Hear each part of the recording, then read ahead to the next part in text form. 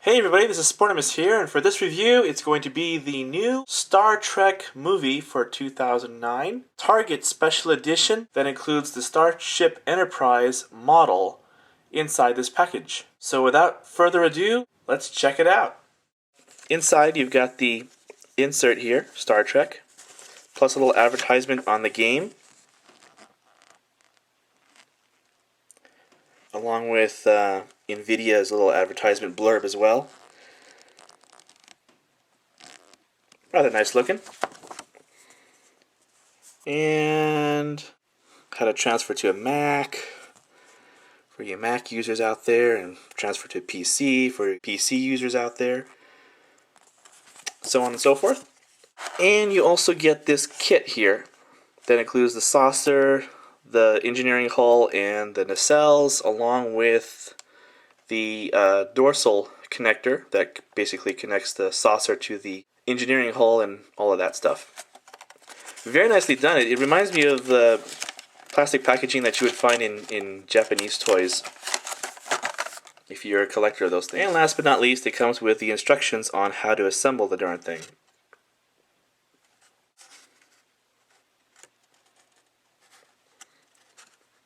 Now this is actually a really cool idea, and I like this a lot better than the Transformers Special Edition, where they had the transforming DVD case into Optimus Prime, and for this time around they used Bumblebee. But I like this more. It's really nicely detailed, actually.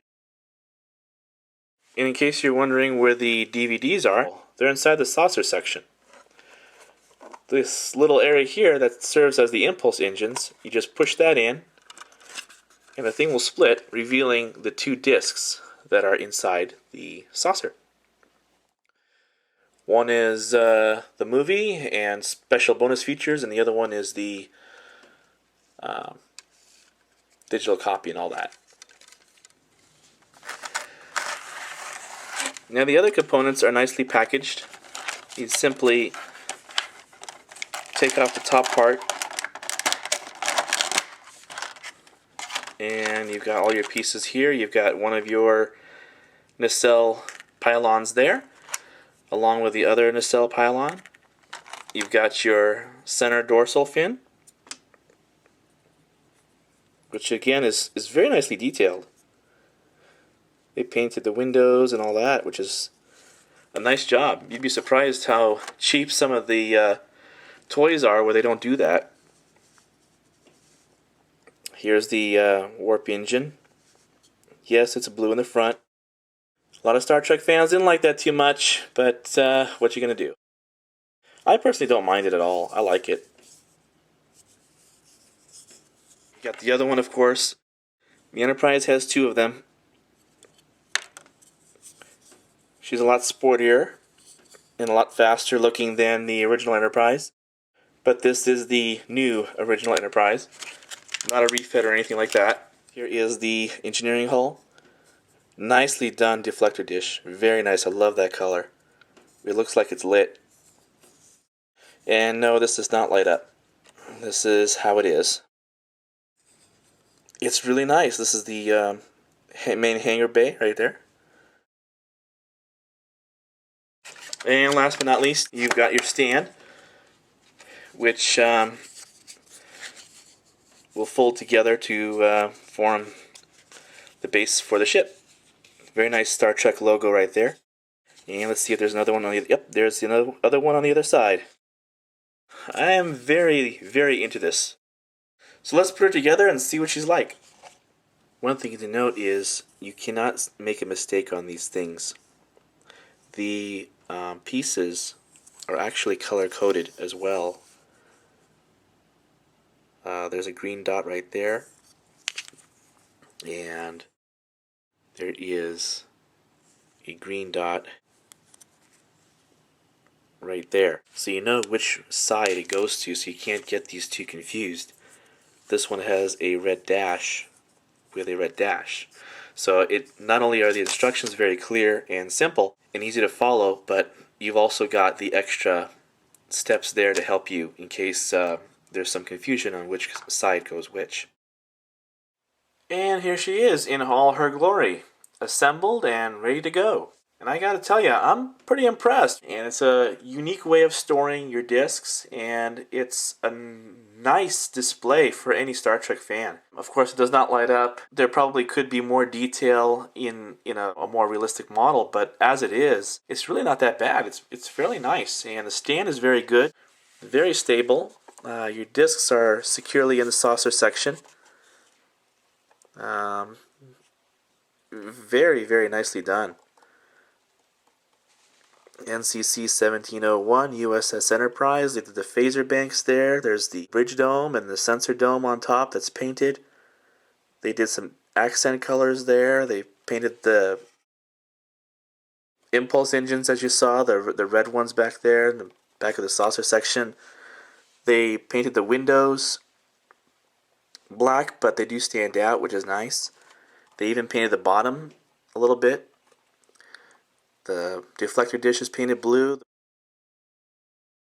You've got, again, more detailing on the bottom. N.C.C. 1701.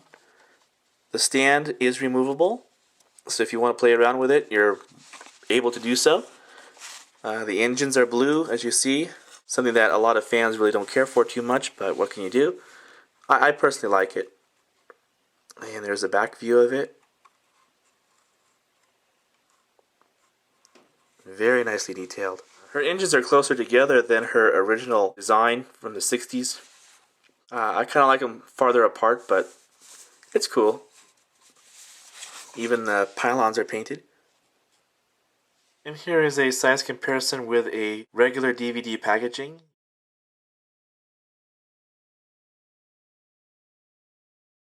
And as you can see, it is quite a bit larger than a standard DVD case.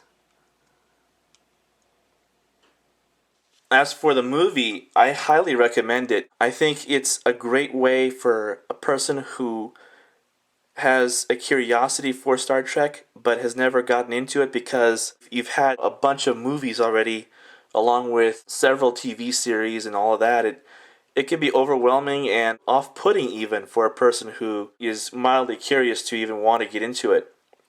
This movie is a great way to just jump into it.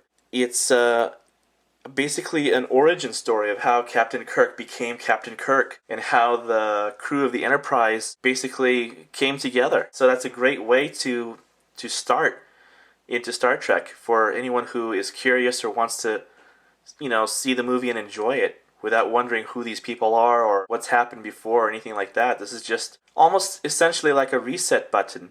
So anyone who wanted to check out Star Trek now has the ability to do so, as well as those who enjoy Star Trek now have a new way of enjoying the new continuum, as this is basically an all-new start for the whole franchise, I guess you can say. It's not a perfect movie. It's got some issues, and what movie doesn't? It's kind of hard to follow, maybe, for some people. I've heard some people say, oh, it's kind of confusing. It's on DVD, you can watch it a couple of times, and it starts to make sense. It's not a hard story to follow. It's very fun. It's action-packed, as well as a pretty good story. So you got best of both worlds. Excellent special effects, excellent visuals, pretty good acting. I have no complaints with the acting whatsoever. New actors. These are not the original actors portraying these characters, so it's a very refreshing and new revival for this franchise. Very much worth a rental. For any Star Trek fan, this is a great purchase. That said, I hope you enjoyed this. I hope it was somewhat informative and interesting. This is Sportimus saying thanks for watching, and I'll see you guys later. Take care.